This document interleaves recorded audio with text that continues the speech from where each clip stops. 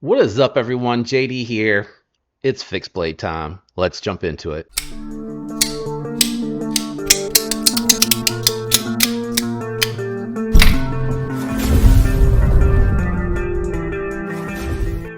All right, guys, I know this isn't your favorite, so thanks for hanging out with me. And if you enjoy the content at the end of the video or whenever you decide to dip out, just hit that like button for me and throw me a comment down in the comment section down below, and let's jump into what we got today. So I'm going to jump into the Kizer first, bring that one on out here and show this one to you guys. This is the bow tie.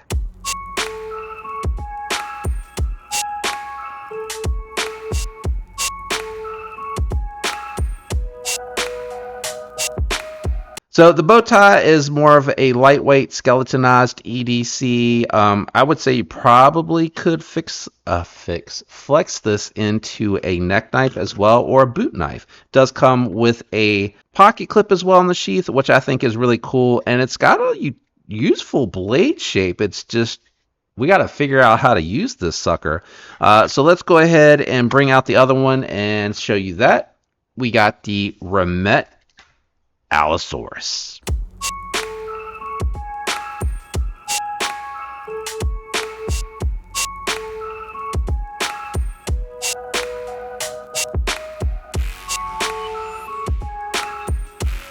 This one's got a more robust sheath. It's got a spot for your ferro rod. For some reason during the unboxing, I couldn't remember the name of that. And you got your tech lock here.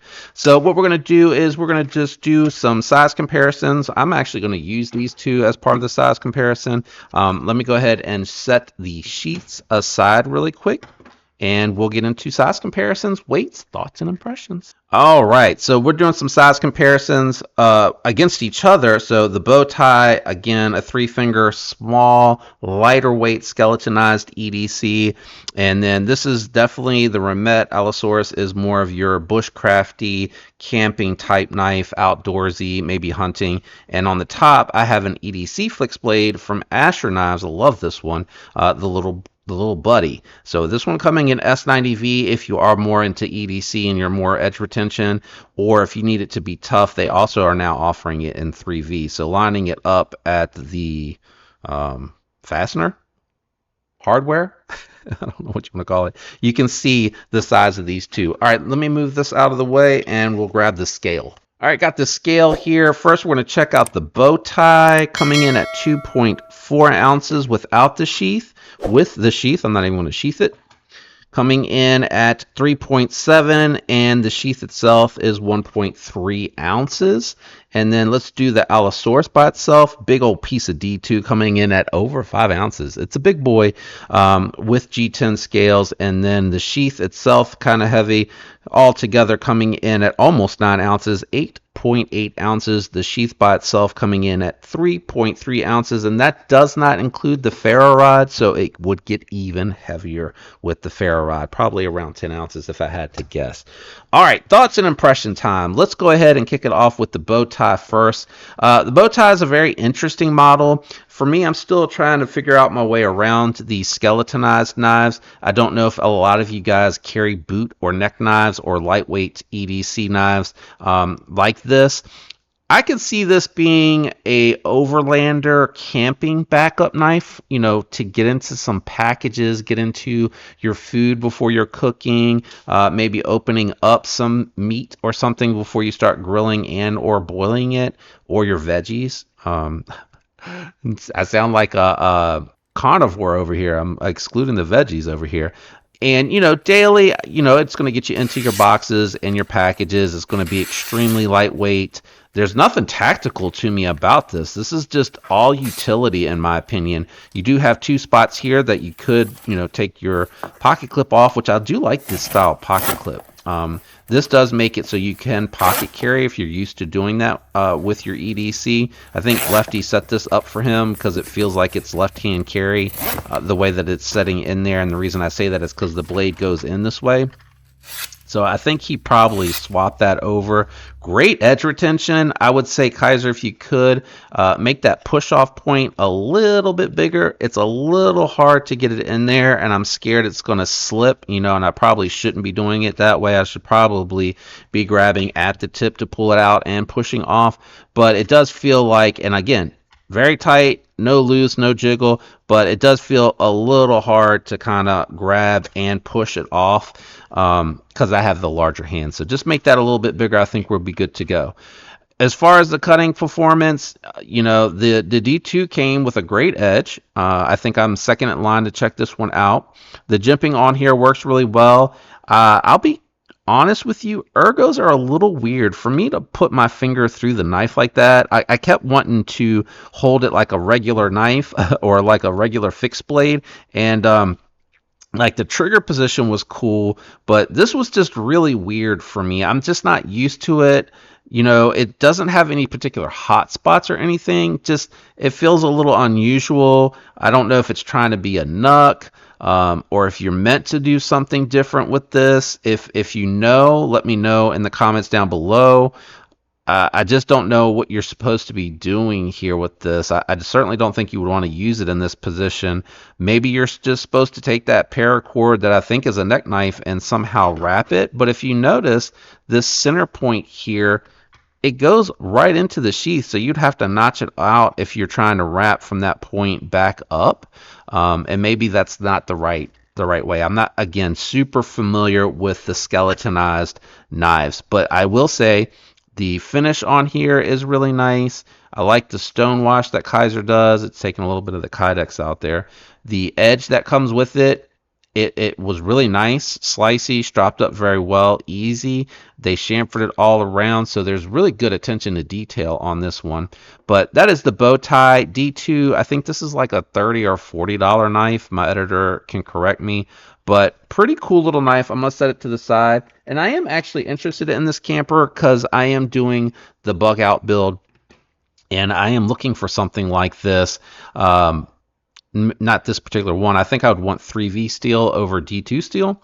But I'm going to be looking around for something around this size. I thought about just dedicating my little buddy, but I actually like to EDC that one. And S90V is not as tough as 3V, so I may just pick up one of their 3V variants if I'm being totally honest, and see if they offer it in a coated blade. But coated blade D2, it's got a beautiful black wash on it. You can see where it's been used, and I did a little bit of testing with it. Good jimping, fairly comfortable ergos, but because my hand is so big, the actual pommel, I don't know what to call that. I know it's a lanyard tube or lanyard hole, and I get what it's used for, I think. But the pommel here kind of digs into my hand a little bit. Outside of that, it's comfortable. I love how they did this beat or worn. I don't know what to call this.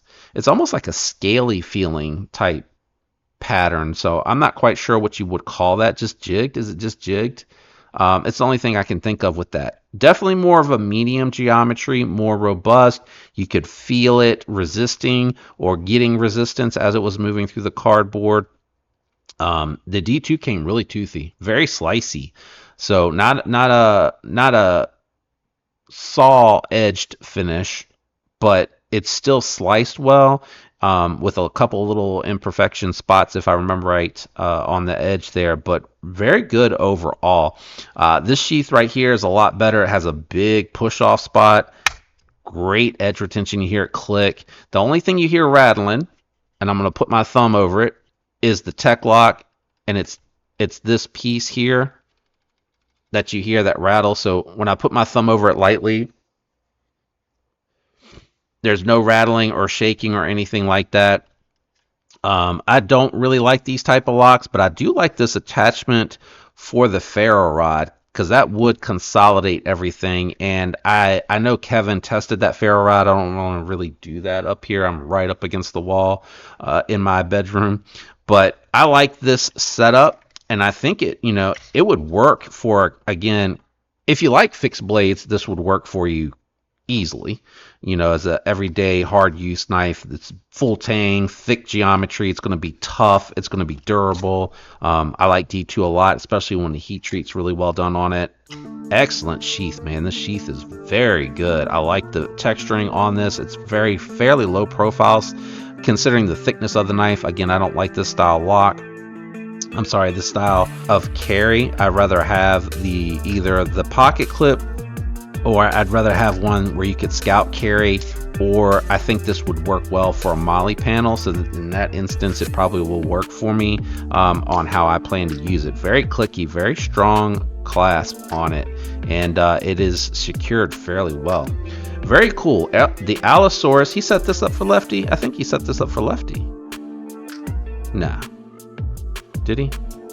Yes. Yeah, he set it up for lefty carry. So both of these are set up for lefty EDC carry. Shout out and thanks to Lefty for letting us check this one out. But that is the bow tie and the Allosaurus. Let me know what you think. Very contrasting sizes and styles and intended use on the table today for sure. So that's kind of why I wanted to do the two of these together.